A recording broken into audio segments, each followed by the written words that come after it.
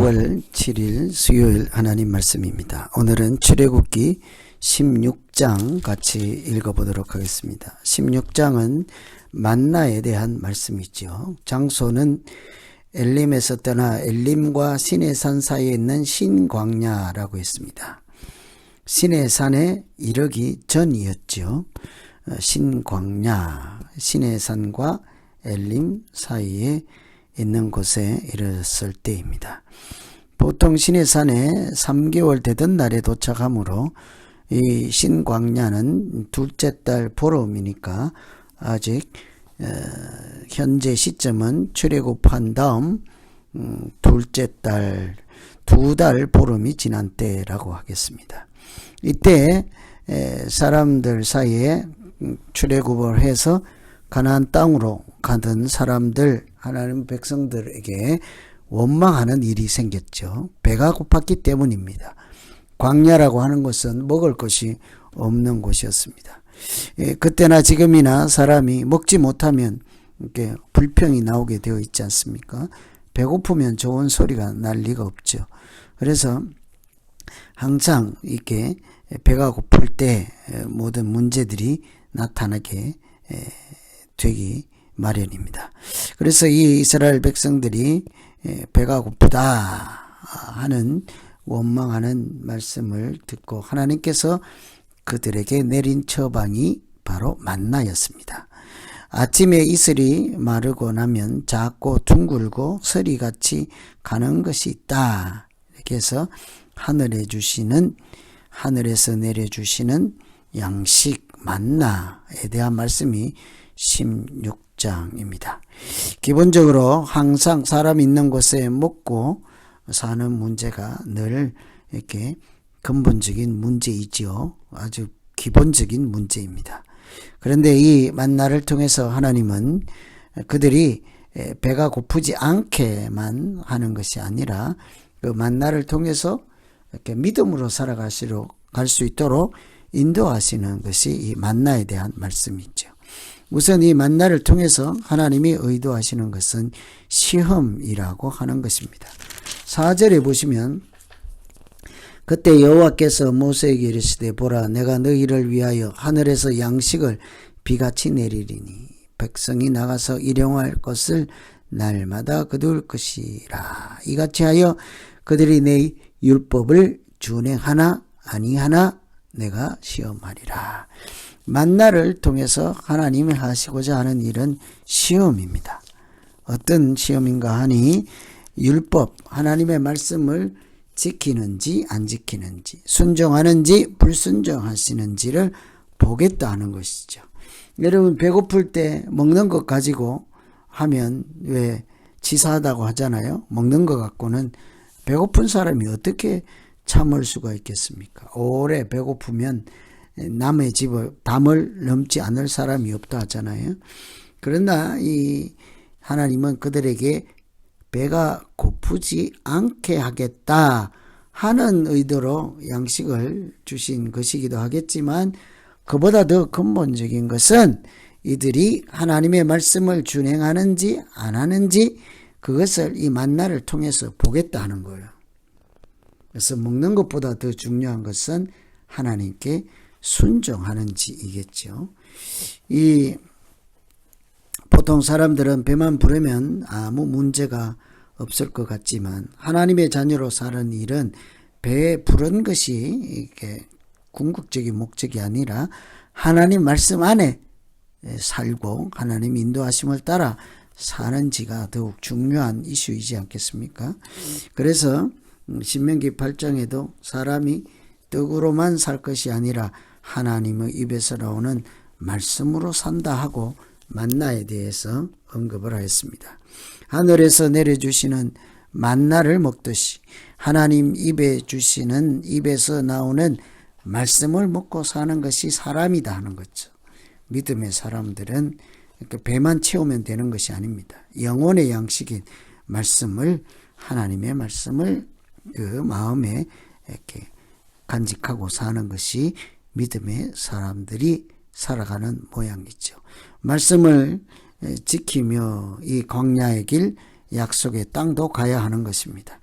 불순종하고 하나님을 인정하지 않고 세상 사람들처럼 빨리 그냥 행군해서 약속의 땅에 도착하기만 하면 되는 것이 아니라 가는 과정, 여정 중에 이들은 하나님께 순종하고 하나님을 제대로 잘 알고 하나님을 섬기는 백성으로 거듭나는 과정을 거쳐서 가는 것이 바로 광야이죠. 오늘 우리에게도 하나님께서 만나와 같이 시험거리를 주십니다. 하나님의 자녀로 살아가고 있는지 그렇지 않은지, 말씀을 듣는지 그렇지 않은지를 늘 여러 통로로 확인하시지 않겠습니까? 우리가 어떤 양식을 찾고 있는지도 살펴보아야겠습니다. 하늘에서 내리는 신령한 양식을 먹고자 하는 그런 소원하는 마음이 있는지, 아니면 세상 사람들처럼 그냥 배만 부르면 되는지, 그냥 배부른 돼지처럼만 살면 되는지, 이런 것을 잘 살펴야 되겠죠. 하나님의 말씀은 생명의 말씀이자 생명의 떡이었습니다. 예수님께서 우리에게 오셨을 때 스스로 에고 에이미라고 해서 나는 생명의 떡이다 라고 하지 않습니까? 이렇게 누구든지 그런 생명의 떡 대신 예수 그리스도를 구주로 영접하고 그의 인도하심을 받으며 하나님의 자녀로 살아가는 것이 바로 이 생명의 떡과 관련되어 있습니다. 예수님께서 생명의 떡이시고 그 떡을 먹고 마시는 자는 예수 그리스도와 연합하여 십자가에 달리시고 부활에도 참여하는 영광을 누리게 되지 않습니까? 그래서 이 하나님은 이 만나를 통해서 배고픔을 해결하려고 하는 것이 아니라 그들로 하여금 하나님의 자녀로 거듭나게 하는 시험이었다 하는 것을 꼭 염두에 두어야겠습니다.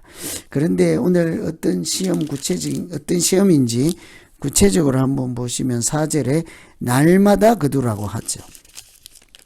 사람의 욕심을 다 알고 계신 하나님입니다. 사람의 연약함도 아시죠. 우리는 많은 것을 한꺼번에 다 창고에 쌓아두고 미래를 그 쌓아둔 재물로 이렇게 보장하려고 합니다. 그래서 이렇게 보통 보면 돈을 쌓아놓고 곡식을 쌓아놓고 성을 쌓아놓고 그것으로 우리의 안전을 보장받으려고 하죠.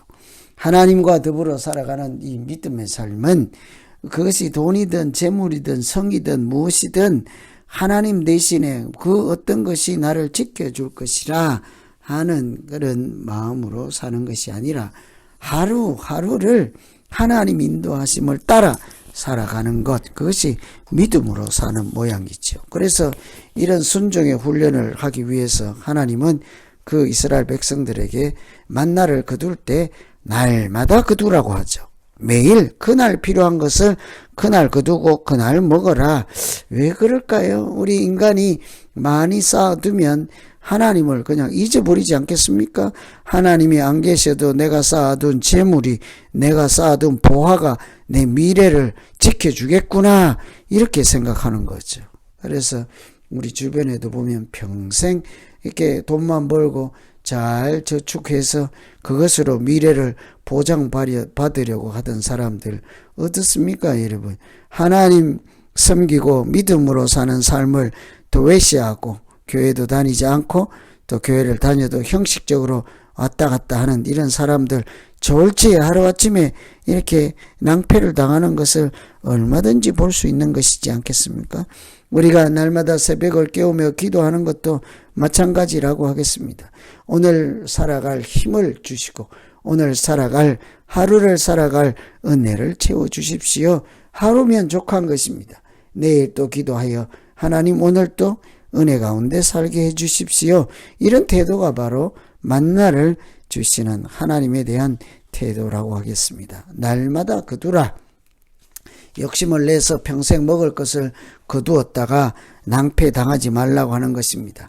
우리의 믿음은 날마다 하나님께 나아가는 것입니다. 1년에 한 번이나 10년에 한 번이나 어쩌다가 한 번 하나님을 찾는 것이 믿음의 도리가 아니라 우리가 날마다 하나님과 호흡하고 찬양하고 경외하고 이렇게 하나님과 동행하는 그 자체가 믿음 생활이라 하겠습니다. 또 한 가지 살펴볼 것은 5절에 보시면 여섯째 날에는 그들이 그 거둔 것을 준비할지니 날마다 거두던 것의 갑절이 되리라. 여섯 날에 되면은 평일날은 당일 먹을 것만 거두다가 이틀치를 한꺼번에 거두라. 그것은 다음 날 하나님께 예배 드리는 날, 그때는 먹는 것에 집중하지 않고 하나님께 경배 드리고 찬양하고 하나님께 예배 드리는 일에 몰두하여 구별해서 보내는 날입니다. 안식일 날, 오늘날 예배 드리는 날, 주일을 생각하면 되겠습니다. 우리가 주일을 지킬 수 있는 것은 우리가 주일날 나가서 이렇게 돈을 벌면 평소보다 시간당 임금을 배로 쳐주지 않습니까? 그렇다 하더라도 우리는 그날 더 많은 돈을 받기 위해서 더블로 주는 그 수당이 문제가 아니라 그날을 구별해서 하나님 앞에 나아가는 구별된 날로 사는 것이 믿음의 사람들의 양식이죠. 그래서 이 만나는 여섯째 날까지는 하루하루 거두다가 6일째는 갑절을 거두어서 안식일을 지킬 준비하라 하는 것입니다. 우리가 주일을 지키는 것도 사실은 준비하는 마음 없이는 될 수가 없습니다.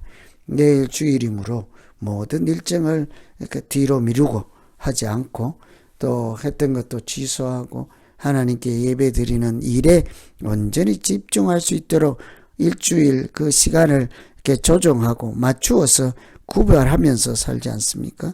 마찬가지로 당시에도 만나 먹을 당시에 6일째는 배로 거두고 7일날 주일을 또 안식일을 하나님을 경배하는 날로 삼게 하였죠. 우리의 일생, 우리의 시간을 구별하여서 하나님께 드리는 날로 이렇게 구별함이 있는 믿음의 삶이 되기를 소망합니다. 이 만나를 먹던 사람들이 배가 고파서 이제 또 고기를 달라 할 때 이 원망이 날 때 하나님께서 거기 보시면 12절에 내가 이스라엘 자손의 원망함을 들었노라. 그들에게 말하여 이르기를 너희가 해질 때에는 고기를 먹고 아침에는 떡으로 배부르리니 내가 여호와 너희의 하나님인 줄 알리라 하라 하시니라. 이 먹는 것 때문에 계속 원망 불평이 나올 때 하나님께서 만나와 메추라기를 먹이시지 않습니까? 이렇게 이 모든 것은 떡을 먹이든 만나 메추라기 먹이든 이 모든 것이 근본 배고픔의 해결이 아니라 어때요? 하나님께서 계신다. 하나님께서 우리에게 먹고 마시게 하신다. 하나님인 줄 알리라. 이것이 여호와 너희의 하나님인 줄 알리라 하라. 이것은 만나든지 메추라기든지 무엇이든지 하나님은 우리로 하여금 하나님을 제대로 알고 하나님을 제대로 섬기고 제대로 믿음 생활할 수 있도록 생명의 길로 인도해 주시는 줄로 믿습니다. 배고픔 차원이 아니라 하나님을 좀 알아갈 수 있도록 하나님과 더불어 친밀하게 지낼 수 있도록 역사하시고 인도하시는 것이 만나라는 것이었습니다. 그래서 우리가 무엇을 하든지 먹고 마시든지 항상 먼저 그의 나라와 의를 구하고 하나님을 먼저 생각할 수 있는 믿음, 그것이 하나님께서 기뻐하시는 믿음이라 하겠습니다. 이렇게 만나를 먹고 이렇게 광야를 행군하던 이들 무려 40년 동안이나 하나님께서 만나를 주셨습니다. 여러분 어떠신가요? 40년 동안 하나님께서 만나를 주셨다면은 이렇게 하늘에서 신령한 양식을 40년 주셨다. 이게 반가운 일일까요? 그렇지 않을까요? 그만큼 하나님께서 그들을 시험하고 연단하고 하나님의 자녀로 만들어 가는데 만나라고 하는 특별한 먹을 것을 주어서 하나님을 알리라, 이것을 통해 하나님을 알리라 했던 그런 하나님의 일에 걸린 시간이 40년이라는 거예요. 40년 동안 하나님이 꾸준하게 먹을 것을 주셨다, 감사하다가 아니라 우리가 하나님의 자녀로 살아가는 모든 시험을 통과하고 연단하고 단련하여서 성장한 것이 비록 40년이 걸렸다는 것은 결코 좋은 소리가 아니겠죠. 하나님은 이들이 가나안 땅에 들어가기 직전까지 땅 접경에 이르기까지 그들에게 만나를 영적인 양식을 먹여 주셨습니다. 이처럼 오늘은 만나에 대한 말씀입니다. 하나님께서 하늘에서 신령한 양식을 주신 것은 단순한 배고픔의 해결이 아니라 그들로 하여금 시험이다. 그러니까 하나님께 순종하는지 그렇지 않았는지, 말씀을 지키는지 그렇지 아니하는지를 보시겠다 하고 그 시험지로 준 것, 테스트 방편으로 준 것이 만나였습니다. 그래서 오늘 우리가 일생 이 세상에서 살아갈 때도 하나님께서 우리에게 다양한 방법으로 테스트하시고 또 연단하시고 소망을 잃지 않게 하시고 그렇게 인도하실 때 우리가 신령한 양식, 하나님이 주신 생명의 말씀을 깊이 간직하며 믿음으로 살아가고 승리하는 모두 되기를 기원합니다. 만나를 통해서 주시는 하나님의 말씀을 차근차근 각 심령으로 각자가 한 번 더 들으시고 읽으시면 되겠습니다. 기도하겠습니다. 하나님 아버지, 출애굽기 16장에서 만나에 대한 말씀이었습니다. 하나님께서 원망하는 백성들 불쌍히 여기시고 하늘에서 생명의 양식을 내려주신 것이 만나였습니다. 그러나 배고픔을 해결하고자 하는 것이 아니라 하나님 그들을 시험하시고 연단하여서 하나님의 크고 놀라운 비밀한 역사에 참여하는 신령한 백성으로 만들어 가시는 중에 있었사오니 하나님, 우리도 이 만나를 단순한 허기를 해결하는 방편으로 여기지 않게 하시고 하나님의 마음과 계획하심과 하나님의 의도를 잘 알아서 우리가 무엇보다 순종하는 자녀로 하나님의 말씀을 경청하고 하나님 말씀에 순종함으로 하나님이 우리를 테스트할 때 통과하고 또 더욱더 성장해 나아가는 우리의 믿음 생활 되게 주시옵소서. 만나를 통해서 하나님을 사랑하는 마음들을 끝까지 잘 표현하는 모두 될 수 있도록 인도해 주시기 원하고 예수님 이름으로 기도하옵나이다. 아멘.